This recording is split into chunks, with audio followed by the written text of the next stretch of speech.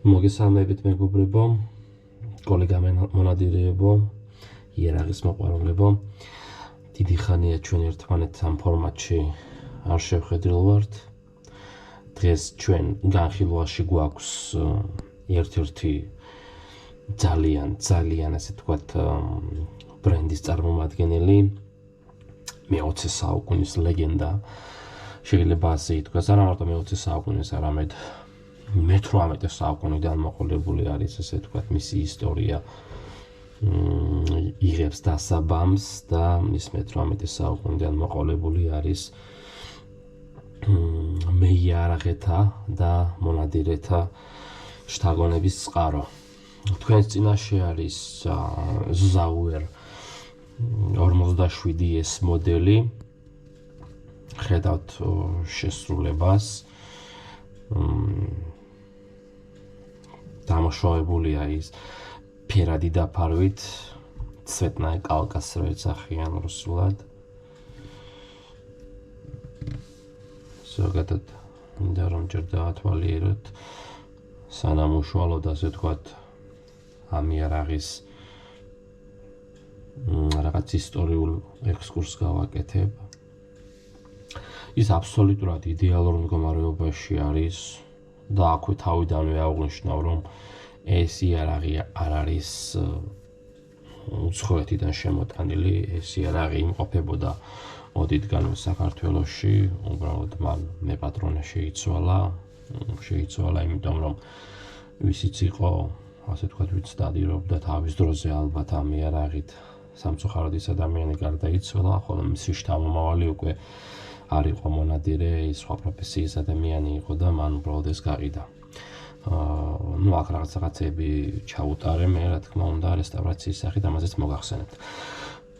ზოგადად ზაუერი, ასე თქვათ, ბრენდი ზაუერი ისტორიას, ასე თქვათ, სათავეს იღებს და უკავშირდება ლორენც ზაუერს. ეს არის 1751 წელი. მართალია რამე, ასე თქვათ, ისტორიული წყაროები იმის შესახებ, რომ ლორენც ზაუერი იარაღს აწარმოებდა, ეს არ შემორჩა, რაც ნაწელის ფორმით, თუმცა კატალოგებში თუ პრეისკურანტებში ის დათარიღებულია როგორც იარაღის წარმოებული, რომელმაც დააფუძნა, ასე ვთქვათ, რაღაც კომპანია 1751 წელი და თანამედროვე ზაუერებში მე მინახავს, რომ სწორედ ეს თარიღი არის დატანილი. და ლორენც ზაუერის შთამომავლები იყვნენ სწორედ შვილთაშვილი იყო სწორედ იოჰან პოლ ზაუერი, რომლის წარწერასაც ჩვენ აქ ვხედავთ, ეს იმდენად წვრილი წარწერა არის, რომ რაც არ უნდა ახლოს მივიტანო კამერასთან, ის აქ არ გამოჩნდება. და მე იოჰან პოლ ზაუერის შთამომავლები იყვნენ, რომლებმაც გააგრძელეს ეს საოჯახო ბიზნესი.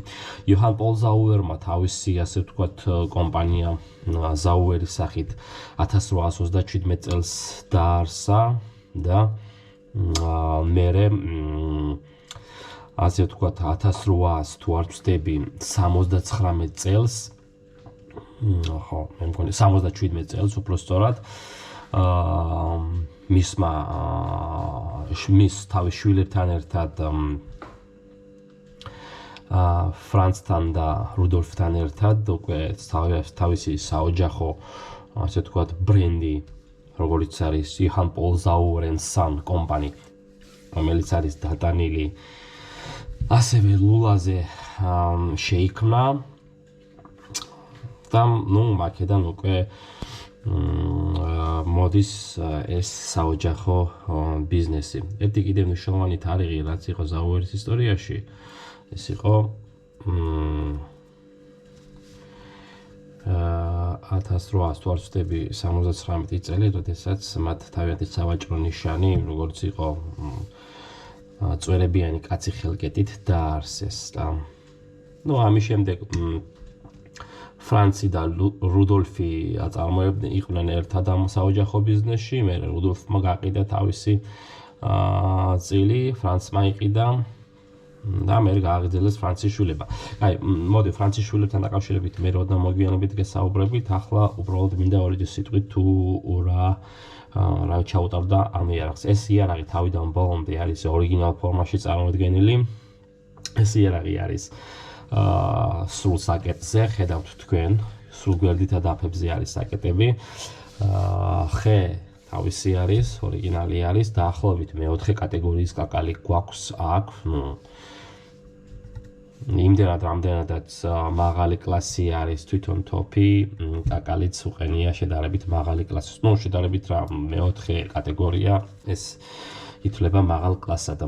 ერთადერთი რაც აქ მე გავაკეთებინე ხელოსანს არის ის რომ ესოდა მოკლე არის, მაშინდელი სტანდარტი მოკლე იყო და ითვალისწინებდა მოკლე კონდახებს. ჩვეულებრივ ტანმოკლე ადამიანისთვისაც ის მაინც მოკლე იყო. შევაცვლევინე, დავამატებინე დაახლოებით სანტიმეტრ ნახევარი, შეიძლება 2-მდეც იყოს რაღაც მომენტებში. და პლუს აქ ჩავასმევინე აი ეს შავი, ასე ვთქვათ, ელემენტები. და თლიანობაში მსგავსი ტიპის ამორტიზატორს, შეიძლება ესე ითქვას, ეძახიან სკელეტონს. იმიტომ რომ რაღაც სკელეტში არის ეს ხე ჩასმული და მერე არის გრავირებული რა. ამიტომ ეს არის სკელეტონის ტიპის ამორტიზატორი. კიდევ აქ გავაკეთებინე აი ეს ორი სლისკას, რო ეძახიან, ეს ჩავასმევინე სილამაზისთვის და ცივიოზე, ანუ ტივჟირზე არის გაკეთებული ასევე ესეთი, ხედავთ თქვენ, არ ვიცი როგორ ჩანს, ებონეტი არის ჩასმული ხეში და ეს არის აბსოლუტურად იდეალურად გაკეთებული. მადლობა ამისთვის ხელოსანს. ცივიო მთლიანად გამოცვლილი არის. ამაზე ეს ფაქტობრივად ახალი ცივიო არის. ხეც შესაბამისი არის, ფერებში ერთნაირად არის დასმული. ძალიან კარგად არის გაკეთებული, იდეალურად არის გაკეთებული, მინდა გითხრათ.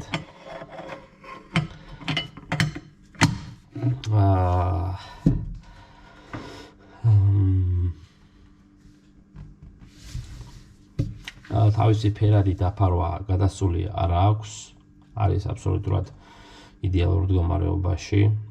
ყველაფერი მუშაობს იდეალურად, აქ ნაყს ამ თოფს ვერ დაუდებ, ვერაფერს და გაკეთებულიც არის იდეალურად. მოკლედ ამ იარაღის ისტორია იწყება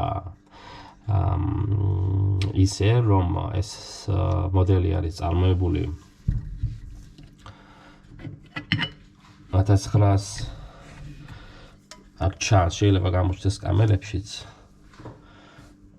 წერია აგერ მეოთხე თვე 48 წელი. მთლიანობაში ამ თოფის გამოშვება ზაუერმა დაიწყო 1947 წელს. 47 წელს უკვე განც ზაუერი დაიჭირეს. ერთ-ერთი მესაკუთრე იყო განც ზაუერი. განც ზაუერი იყო ჩვენ თავიდანვე, როცა ვახსენეთ, როცა საოჯახო ბიზნესი წავიდა და რუდოლფისგან ფრანცმა რო იყიდა თავისი წილი, ფრანც ზაუერის შვილი იყო. ფრანც ზაუერის შვილი იყო რალფი და ჰანსი. ჰანსი 46 წელს დაიჭირეს საბჭოელებმა და ის ციხეში გარდაიცვალა 47-ში. ხოლო რუდოლფს რაც შეეხება, რალფს რაც შეეხება, რალფმა გაყიდა თავისი წილი და გადავიდა აღმოსავლეთ გერმანიაში, ქალაქ ჰეკინფორდში. ეს ის პერიოდი არის, როდესაც აღმოსავლეთშიც და დასავლეთშიც ზაუერი, ასე ვთქვათ, თავის ბრენდს, თავის იარაღს აწარმოებდა. თუმცა 47 წელს რომ მიუბრუნდეთ, ხო, როცა ასე ვთქვათ, ამ მოდელის წარმოება დაიწყო,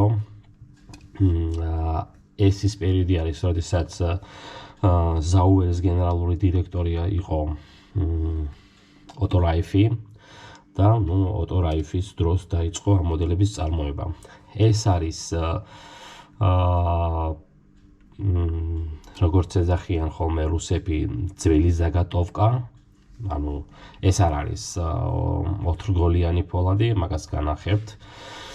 ჯერ კიდევ საბჭოთა, ანუ ძველი ფოლადი, ანუ ზაგატოვკები მაშინდელ გერმანიაში შემორჩენილი იყო. საბჭოელებმა თუ არ ვცდები 53 წელს შეიტანეს თავიანთი ფოლადი, როდესაც აჯანყება მოხდა და აღმოსავლეთი და დასავლეთი გერმანიის, ასე ვთქვათ, ხელისუფლებები, როგორც იცით, გაყოფილი იყო, დაუპირისპირდა ერთმანეთს და დასავლეთი, ანუ ზული ფოლადს იღებდა აღმოსავლეთისგან და ამ დაპირისპირის შემდეგ აღმოსავლეთმა შეუწყვეტა ფოლადის მიწოდება და იძულებული გახდნენ საბჭოელები თავიანთი 50 მარკის ფოლადი შეეტანათ და მერე უკვე მოდის 4 დარგოლვა. და 47 წელს იწყება ამ მოდელების წარმოება. მე არ ვიცი სანამდე გრძელდებოდა სიმართლე გითხრათ, მაგრამ ეს იყო ახალი მოდელი. ფაქტობრივად ეს მოდელი არის Sauer მე-15 მოდელის ანალოგი, გაგრძელება. ვინმაც იცის Sauer მე-15 მოდელი, მან განსხვავება არის მხოლოდ და მხოლოდ ერთ რაღაცაში, ვისაც გაინტერესებთ ვიტყვი. აქ ამას უყენია დამცემი ზამბარა. და მე-15 მოდელს ეს დამცემი ზამბარა უყენია ქვემოთ. აი აქ უყენია დამცემი ზამბარა, ზამბარაზე ამ შვილზე არ არის და აი ეს დამცემი ზამბარა მე-15 მოდელს უყენია ქვემოთ. მხოლოდ და მხოლოდ ეს განსხვავება, დანარჩენი ყველაფერი არის ფაქტობრივად ერთი და იგივე. მინდოდა 2 სიტყვით კიდევ ამ გოლთან დაკავშირებით მეთქვა. 3 გოლთან დაკავშირებით, რომელიც ასე ვთქვათ, მაგიურ ეფექტს იწვევს მონადირეებში. ხო, აგერ პირიქით არის მოსაბრუნებელი. სამირგოლის ისტორია ზოგადად ასეთი არის, ეს არის მე-19 საუკუნის ბოლო, როდესაც ფრიდრიხ კრუპმა ასე ვთქვათ, დაიწყო ახალი ფოლადის ჩამოსხმა სამირგოლით. ეს მასის სავაჭრო ნიშანი იყო და ამ ფრიდრიხ კრუპთან გააფორმა Sauerმა ხელშეკრულება, რითაც კრუპმა მას უფლება მისცა თავისი ეს სამირგოლი დაეტანებინა, ასე ვთქვათ, Sauer's თავის ლულებზე. ანუ სავაჭრო მარკის გამოყენება სწორედ კრუპმა მისცა, ფრიდრიხ კრუპმა მისცა Sauer's, დამიჯერეთ არავის არ ქონდა მეტი აი ამ სამირგოლის გამოყენების უფლება, არც მერკელს ქონდა, არც სიმსონს ქონდა, არც სხვა რომელიმე ბრენდებს იქ, რაც გერმანიაში იწარმოებოდა მაშინ.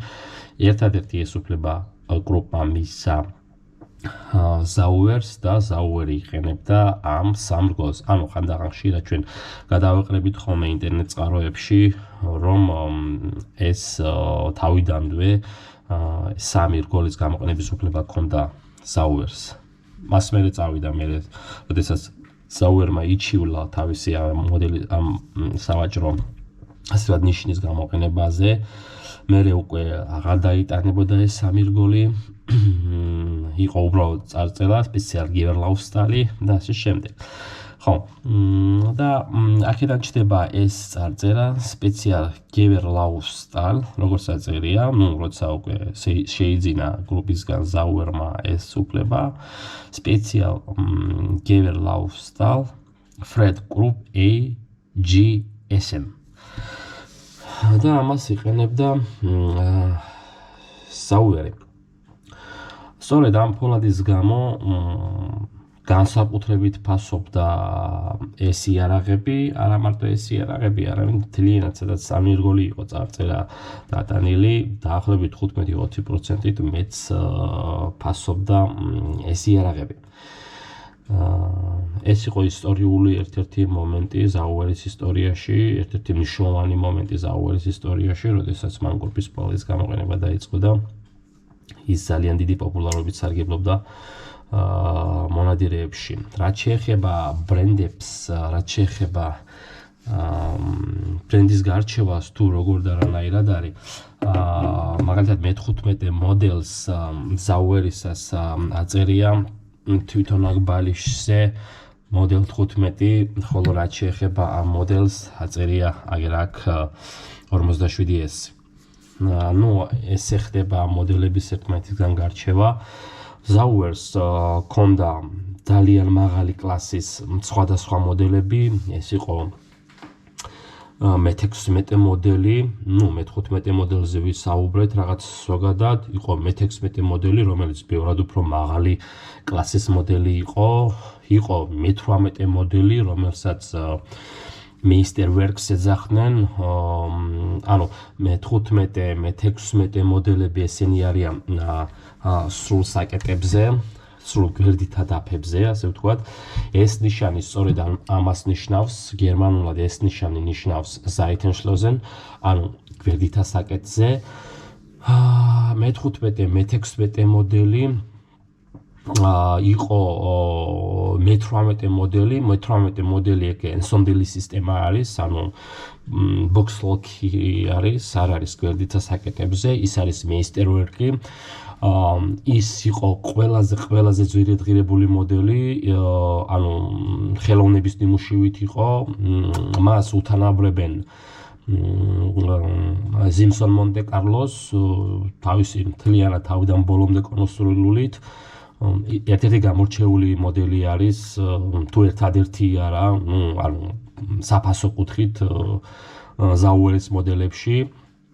უკვე 30-31 წელს ასე ვთქვათ შეჯიბრებებისთვის Zauerმა შექმნა კიდევ ახალი მოდელი, ეს იყო 29S მოდელი, ის მერე გახდა ასე ვთქვათ შთაგონების წყარო, იმდენად სრულყოფილი მოდელი გამოვიდა ეს 29 მოდელი. 29 მოდელი box lock-იც აქვს, ანუ ჩვეულებრივი ensondeli სისტემა. ეს ensondeli სისტემა ეს არის მექანიზმი box lock-ის, რომელიც ასე ვთქვათ მეიარაღეებმა ensonმა და დილიმ შეიმუშავეს, ისინი Wesley Richards-ის ქარხანაში მუშაობდნენ და მათ დააპატენტეს, მათ გამოიგონეს და ცნობილი არის ასე მეიარაღეთა ცნობიერებაში თუ ისტორიაში, როგორც ensondeli სისტემა და ეს ამ სისტემით სარგებლობდა ფაქტობრივად მთელი მეიარაღეთა სამყარო მაშინდელ პერიოდში და ეს ბუნებრივია Zauermაც არ დააყოვნა და მე-19 საუკუნის ბოლოს 1900-იან წლებში უკვე ამ სისტემაზე გადავიდა. ძალიან დიდარი არის Zaueris ისტორია, თავისი კრიტიკული მომენტებითაც, თავისი აღზევების პერიოდებითაც და უბრალოდ ჩვენი ფორმატი არ ითვალისწინებს ამ ასე ვთქვათ ისტორიული ექსკურსიის რაღაც დეტალურ განხილვას, იმიტომ რომ ვცდილობთ რომ მაქსიმალურად საინტერესო იყოს მკითხველისთვის, ნახველისთვის ვიდეო. ამიტომ ჩვენ ყველა ასე ვთქვათ ისტორიულ მომენტს ვერ ვიტყვით, უბრალოდ ვცდილობთ რომ მათ შეიძლება ძირითადი მომენტები რაც იყო ეს ვთქვათ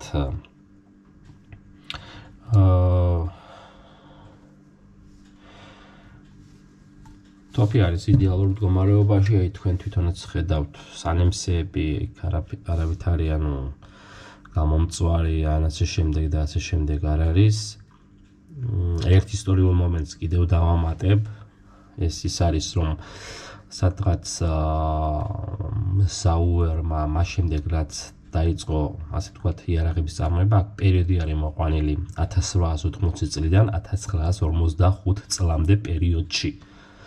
წარმოებული ქონდა უკვე 350,000 სანადირო იარაღი. აქ საუბარი არ არის რომ მარტო გლუვი იყო ეს. გლუვიც იყო, კომბინირებულიც იყო, შეიძლება შტუცერიც იყო, სხვადასხვა ტიპის, მაგრამ იყო უკვე წარმოებული 350,000 და წარმოებული ქონდა კიდევ 40,000-მდე კალოტკა. ჩამკეტი კოლოფი, აი ეს კალოტკა. ჩამკეტი კოლოფი, რომელიც გაყიდული ქონდა სხვა კომპანიებზე. ბუნებრივი არის ამ ჩამკეტ კოლოფს სხვა კომპანიები თავიანთ ამ ჩამკეტ კოლოფებზე თავიანთ ლულებს ასვავდნენ და თავიანთ წარწერებს უკეთებდნენ. ეს ზოგადად ასე იყო, Simpsonიც მასზე აკეთებდა, Merkel-იც მასზე აკეთებდა, ცალკე კოლოფებს ცალკე ყიდნენ კიდევაც და ასე შემდეგ. რაც შეეხება მარკირებებს, მარკირებები მაინც და მაინც დიდი მარკირებები ჩვენ ასე ვთქვათ, დიდარი მარკირებები არ გვაქვს ამ მოდელზე. ეს არის ხელკეტი ჩასმული რაღაცაში SP ეს არის ნიტრო შემოწმება, ეს ნიტრო შემოწმება არის ესეც, ზოგადად რამდენჯერმე მოწმდება ხოლმე იარაღი ლულა ცალკე აწყობის შემდეგ ცალკე ესი და ესი ზაურენ სან ნიშანი საოჯახო ბიზნესი ესეც შემოწმების ნიშანი არის თუ არ ვწდები მეტი აქვს სხვა არაფერი არ წერია და 12-70 მმ-ზე 12-70 მმ-ზე და გამოშვების წელი და ეს უკვე გითხარით 57S მოდელი ეს თვითონ მოდელის სახელწოდება არის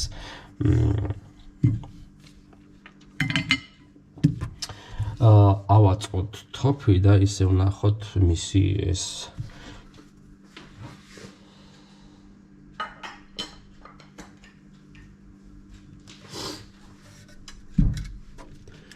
ხო ერთ მომენტს კიდევ ვიტყვი რომ თოფი ძალიან ესე ვთქვათ ესეთი რთული ჭიდრო ასაწყობია ანუ დამუშავებული არ არის ეს თოფი და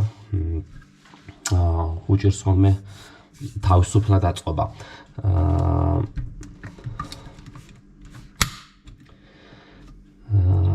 ესეთი არის რა ვიცი ეს იარაღი არის ძალიან აი ჩათვალეთ რომ რაღაც თოჯინა გიკავია ხელში იმდენად დეტალურად იმდენად იდეალურად არის ეს ზედაპირები ერთმანეთზე მორგებული არა მარტო რკინა-რკინაზე არამედ ხე და რკინა ერთმანეთს თითქოს და ერთ რაღაც ორგანულ ნაწილს წარმოადგენს ეს გადასვლები ეს ყველაფერი არის აბსოლუტურად იდეალური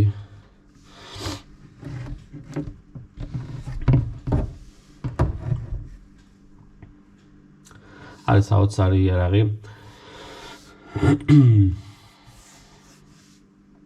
მოკლედ სულ ეს იყო ამ იარაღის დახასიათება ესეთი იყო ამ იარაღის ასე ვთქვათ მოკლე ისტორია ეს პიტაჩოკი თავისი რკინის არის ორიგინალი არის და ერთადერთი რაც სათაკილო არის აი ეს საკონტროლო ვინტი არის რომელსაც ჯერჯერობით ვერ ხსნი და მეტი არაფერი გამოიწერეთ არხი ვისაც მოგეწონათ დაალაიქეთ დაწერეთ კომენტარები ხო ლულაზე დამავიწყდა მე თქვა ლულა არის სტანდარტული 72 სანტიმეტრიანი ლულის ორივე ლულის შევიწროება არის ნოლშვიდები ანუ არ არის ეგრეთ წოდებული სტანდარტული რაღაც ჩოკი პოლუჩოკი უფრო ასე ვთქვათ შორის როლისთვის იყო ეს თოფი ლულის ბურღი მე რაც გავზომე არის 18 და 0 ну რატომღაც 18 და 0-ზე შევჩერდით ესე ჩანს 18 და 0 ზოგადად ძალიან წვრილი ლულა არის 12 კალიბრის მიუხედავად სანახება არის 12 მმ-იანი და ვიწროვდება და ბოლოს დადის 7 მმ-მდე თუ არ ვწდები რაც შეეხება ვარანენიას ანუ დაფარვას არის თავისი ორიგინალი დაფარვა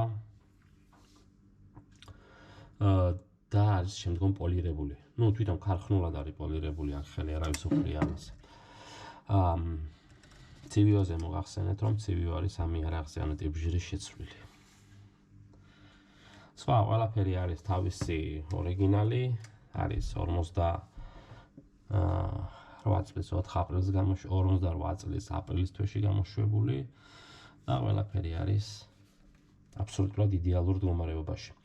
ესეთი იყო ამ იარაღის დახასიათება, ამ იარაღის ისტორია, ესეთი იყო მე-20 საუკუნის გერმანიის მეიარაღები და ხელოსნები.